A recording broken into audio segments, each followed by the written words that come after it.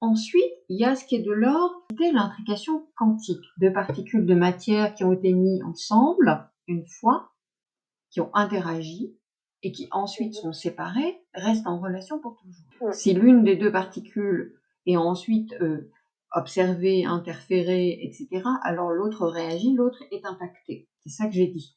Même si elles sont séparées entre-temps, par la distance et par le temps, etc. Donc évidemment, ça joue plus quand il y a ce que j'appelle de la proximité vibratoire, la flamme jumelle. Le frère de l'autre côté du soleil aussi, qui est une sorte, entre guillemets, une sorte de flamme jumelle, sauf que l'énergie à laquelle est rattachée la personne est une énergie de fausse lumière. Mais on est sur une proximité vibratoire qui est extrêmement importante aussi. Donc plus la proximité vibratoire est importante et significative, plus l'intrication quantique a de poids.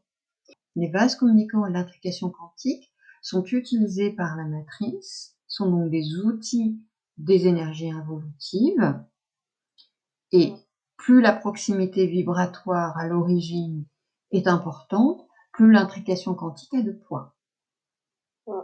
Donc si vous ne faites pas la démarche consciente de dire, et ça demande du courage, d'abord ça demande d'en avoir souvenance, d'avoir réaccès à l'information, ça demande du courage que de dire, non pas je coupe les liens, parce que c'est pas de ça dont il s'agit. C'est ça, je cesse d'y consentir. Je réintègre pleinement mon territoire, je réinvestis mon territoire, et donc ce qui arrive à l'un n'a pas à m'impacter de facto sans que j'ai donné mon consentement.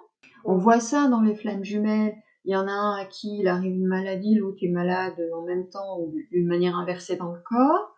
Il y en a un qui se met à boire, l'autre il a aussi envie de boire de la bière. Non mais attends, c'est où le respect de ma liberté? Vous voyez bien que c'est là qu'on voit quelque chose qui va pas. Parce que ce que vit la flamme jumelle à travers du relationnel, intime par ailleurs, bon, on fréquente quelqu'un d'autre ou plusieurs autres, bon bref, toutes sortes de choses, on se retrouve à avoir comme par effet domino les conséquences d'un truc qu'on n'a pas choisi. Et si vous avez vu Matrix 4, alors je ne pose pas mes propos sur le fait d'avoir vu Matrix 4. J'ai vu Matrix 4 après, mais je le dis, hein. D'autant que Matrix 4, les héros, en fait, ils consentent à la matrice, à une autre matrice. Tout le monde est dans la matrice. Il y a plusieurs matrices et tout le monde est dans la matrice. Néo n'est pas en dehors de la matrice, contrairement à ce qu'il se raconte ici ou là. Faut arrêter avec ça. Bon, bref. Donc, il est montré dans Matrix 4, si vous l'avez vu, plein de choses qui sont en résonance avec ce que je suis en train de dire. C'est toute la question du respect. Le respect avec un R majuscule, le respect de son territoire. Est-ce qu'on continue d'accepter qu'il y ait des ressorts qui finalement nous impactent alors qu'on ne les a pas choisis? Ou si on les a choisis, c'est de manière non éclairée, par l'induction que tel lien est au-dessus de tout, que c'est comme ça qu'on doit vivre ce type de lien, etc. Toute la fantasmagorie de la flamme jumelle. Et quant au frère de l'autre côté du soleil, bon, c'est aussi un gros conditionnement. Ça veut pas dire couper le lien, ça veut dire changer la nature de ce qui vous relie, la nature de l'énergie qui vous relie. On est dans la coexistence, on n'est plus dans la codépendance. On est dans une reliance intègre et saine, j'arrive à coexister à côté, mais je suis plus intrusée, envahie, aspirée, et que sais-je. Et pour la flamme jumelle, je suis plus impactée par tout ce qu'il peut faire par ailleurs, que je sais même pas ce qu'il trafique la plupart du temps. Et c'est une attache, vous comprenez bien que pour la matrice, c'est tout bénef, hein. Vous voyez la tâche que c'est, l'hameçon que c'est.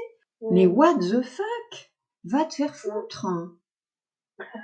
Non mais va te faire foutre. Non mais c'est un va te faire foutre vibratoire, vous comprenez bien. Je parle à la matrice là. De toute façon, tout ce qui peut être essayé pour nous amener dans l'émotionnel et le réactionnel est fait, est utilisé. Tout. Et j'en ai profité pour glisser que quand on est bombardé de signes, faut bien comprendre quelle est l'énergie qui est sous-jacente. La pure lumière divine, elle n'a pas ce type de fonctionnement. Elle peut avoir un fonctionnement appuyé, on est d'accord. Elle ne va pas nous bombarder d'heures miroirs, de plaques d'immatriculation ou que sais-je. On a le droit donc de s'y opposer par son autorité souveraine, toujours à partir de soi supérieur, sa divinité. Comme nos corps, ils sont pas transparents, si vous voulez. Il y a toujours des cristallisations ici ou là, on est en chemin. Donc il y a toujours...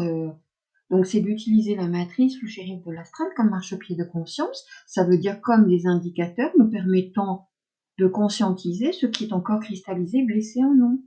Ah, ben t'as appuyé sur ce bouton, donc ça veut dire que chez moi, c'est pas tranquille. C'est ça, passer de subir à choisir.